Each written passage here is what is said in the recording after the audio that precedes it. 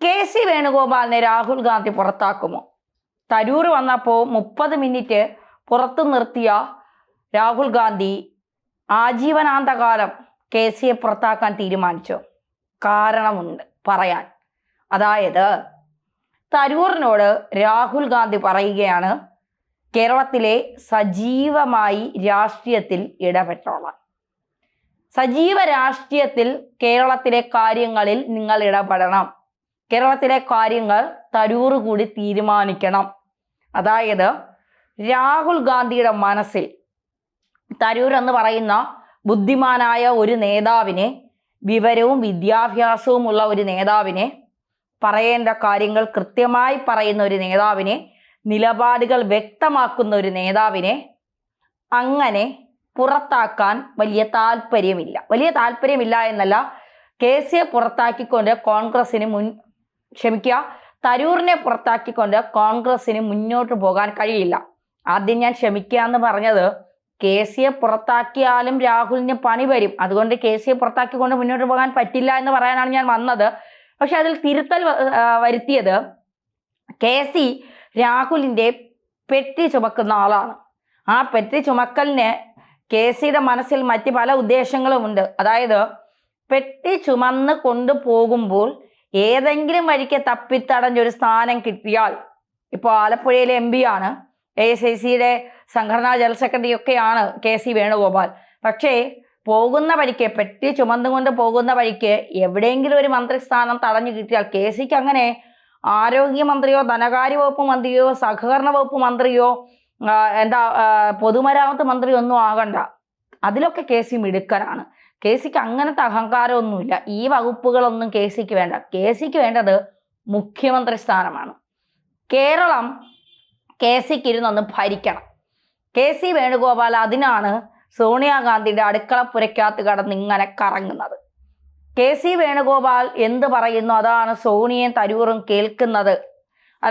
സോണിയ രാഹുൽ ഗാന്ധി കേൾക്കുന്നത്, കേരളത്തിലെ നേതാക്കളൊക്കെ കേൾക്കേണ്ടത് അതാണ് എന്നൊക്കെയാണ് കെ.സിയുടെ ചിന്ത. പക്ഷേ കെ.സി സതീശന് പോലും വലിയ താല്പര്യമില്ല എന്നുള്ളതാണ് യാഥാർത്ഥ്യം. സതീശന് തച്ചു വെച്ചിട്ടുണ്ടല്ലോ ഒരു കുപ്പായം, നീയും തച്ചു വെച്ച ഒരു കുപ്പായം എന്ന് പറയുന്നത് പോലെ സതീശന് തച്ചു വെച്ചിട്ടുണ്ട് ഒരു കുപ്പായം. ഏത് കുപ്പായം? മുഖ്യമന്ത്രി കുപ്പായം. ചെന്നിത്തല പിന്നെ പോപ്പിനെയൊക്കെ പോയി കണ്ട്, കേരളത്തിലെ പോപ്പിനെ പോയി കണ്ട്, ചെടിവിയിൽ മുടിയുള്ള നായരാണോ എന്ന് കൃത്യമായി പോപ്പ് പരിശോധനയൊക്കെ നടത്തി ചെന്നിത്തലയ്ക്ക് ഒരു കുപ്പായമൊക്കെ തയ്പ്പിച്ചു കൊടുത്ത് വിട്ടിട്ടുണ്ട്. അടുത്ത തിരഞ്ഞെടുപ്പിൽ UDF ആണ് വരുന്നതെങ്കിൽ, തീർച്ചയില്ല വരുന്നതെങ്കിൽ, നമ്മുടെ പോപ്പ് പറയും രമേശ് ചെന്നിത്തല മുഖ്യമന്ത്രി ആകട്ടെ എന്നൊക്കെ ഉള്ളതാണ്. പക്ഷേ തരൂരിനെ സംബന്ധിച്ചിടത്തോളം തരൂര് നല്ലൊരു പാർട്ടി പ്രവർത്തകനാണ്. തരൂരിനെ ഇഷ്ടമുള്ളവരും കാണും, ഇഷ്ടമില്ലാത്തവരും ഒക്കെ കാണും. സുനന്ദ പുഷ്കറിൻ്റെയൊക്കെ കേസിൽ ഒരുപാട് വിമർശനങ്ങൾ നേരിട്ട ആളാണ് തരൂർ. വിശ്വപൗരനാണ് തരൂർ. വിശ്വപൗരനായ ഒരാൾ, ഒരുപാട് പുസ്തകങ്ങൾ എഴുതിയ ഒരാൾ, ഒരുപാട് മേഖലകളിൽ സ്വാധീനമുള്ള ഒരാൾ, ഒരുപാട് രാജ്യങ്ങളിൽ സ്വാധീനമുള്ള ഒരാൾ, എവിടെ പോയാലും ഇന്ത്യയുടെയും കേരളത്തിൻ്റെയും മഹത്വം നിലനിർത്താൻ കെൽപ്പുള്ള ഒരാളാണ് ശശി തരൂർ. ശശി തരൂർ പറയുന്ന ഓരോ കാര്യങ്ങളിലും, ഇപ്പം മോദിയെ പുകഴ്ത്തി ട്രംപും മോദിയും തമ്മിലുള്ള കൂടിക്കാഴ്ചയ്ക്ക് ശേഷം ശശി തരൂർ മോദിയെ പുകഴ്ത്തി രംഗത്ത് വന്നു. കേരളം വ്യവസായ സൗഹൃദമായ ഒരു സംസ്ഥാനമാണെന്ന് പറഞ്ഞുകൊണ്ട് പിണറായിയെ പുകഴ്ത്തി രംഗത്ത് വന്നു എന്നൊക്കെ പറയുമ്പോൾ തരൂർ എടുക്കുന്ന നിലപാടുകൾ, തരൂർ ഒരു മാസികയിൽ എഴുതിയ ലേഖനം, അത് ഇംഗ്ലീഷ് വായിക്കാൻ അറിയാത്ത MM ഹസനെ പോലുള്ള, അല്ലെങ്കിൽ കെ.സിയെ പോലെയുള്ള ആളുകളോട് തരൂർ അതിനെ ഞാൻ അങ്ങനെയല്ല ഇങ്ങനെയാണ് പറഞ്ഞത് എന്ന് പറഞ്ഞുകൊണ്ട് എതിർത്ത് നിൽക്കാനൊന്നും തരൂർ പോയില്ല. നീയൊക്കെ പറഞ്ഞു, ഈ വിവരമില്ലായ്മയും അറിവില്ലായ്മയും ഒരു കുറ്റമായി ഞാൻ കാണുന്നില്ല, അതുകൊണ്ട് പറയേണ്ടതൊക്കെ പറഞ്ഞു എന്നാണ്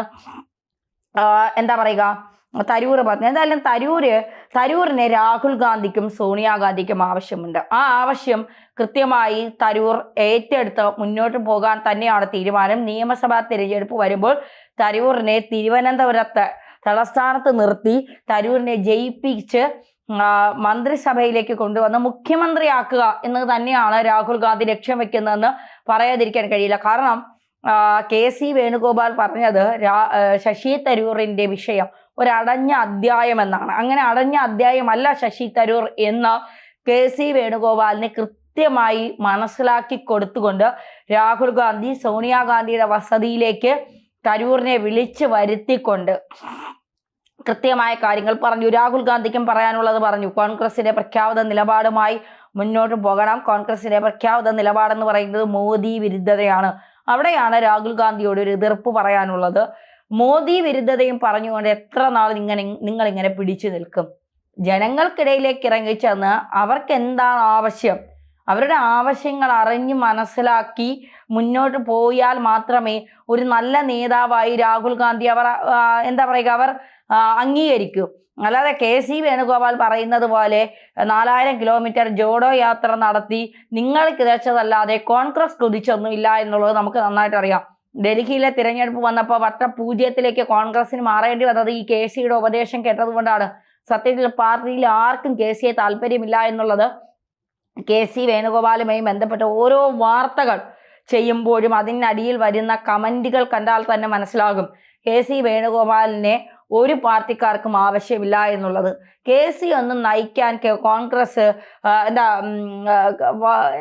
എന്താ പറയുക, KCയുടെ കയ്യിലൊന്നും കോൺഗ്രസ് ഭദ്രമല്ല എന്നുള്ളതാണ് യാഥാർത്ഥ്യം. ഒരു നല്ല പ്രതിപക്ഷ നേതാവ് പോലും കേരളത്തിനില്ല. VD സതീശൻ ആദ്യം വന്നപ്പോൾ കുറേ PR വർക്കൊക്കെ വെച്ച് കുറേ സ്റ്റാറ്റസും കുറേ സോഷ്യൽ മീഡിയയിൽ കുറേ പോസ്റ്റും ഒക്കെ ഇട്ട് കുറേ ആളാവാൻ നോക്കി. എന്നിട്ട് എന്തായി?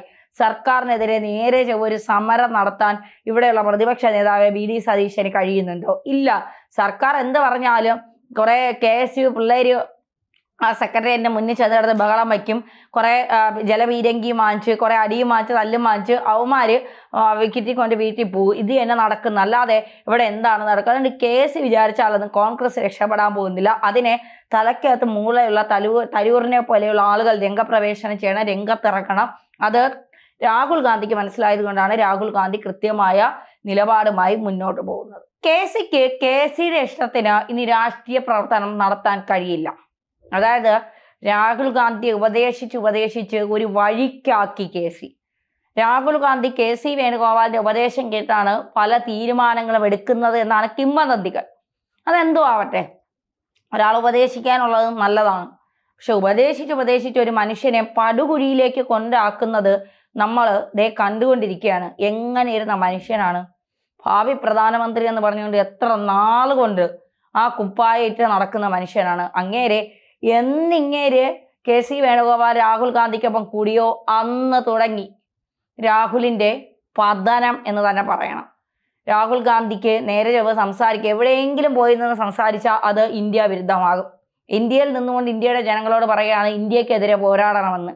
ഇന്ത്യൻ പാർലമെന്റിൽ നിന്നുകൊണ്ട് ഏകദേശം 37-38 തവണ ചൈനയാണ് നല്ലത്, ചൈനയുടെ ആയുധങ്ങളും ചൈനയുടെ ടെക്നോളജിയുമാണ് നല്ലതെന്ന് പറഞ്ഞുകൊണ്ട് ചൈനയാണ് ചങ്കിലേ ചൈന എന്ന് പറഞ്ഞുകൊണ്ട് ചൈനയെ പൊഴുത്തി അത് ട്രോളായി.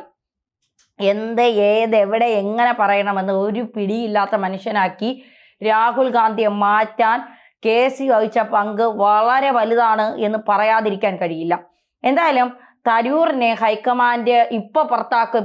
കാരണം തരൂറിനെ പുറത്താക്കണമെന്ന് കാത്തിരിക്കുന്നവരാണ് VD സതീശനും രമേശ് ചെന്നിത്തലയും സുധാകരനും ഒക്കെയുള്ള ഇവിടുത്തെ നേതാക്കൾ. എടുത്തു പറയപ്പോൾ ഇവർ മാത്രമല്ലേ ഉള്ളൂ.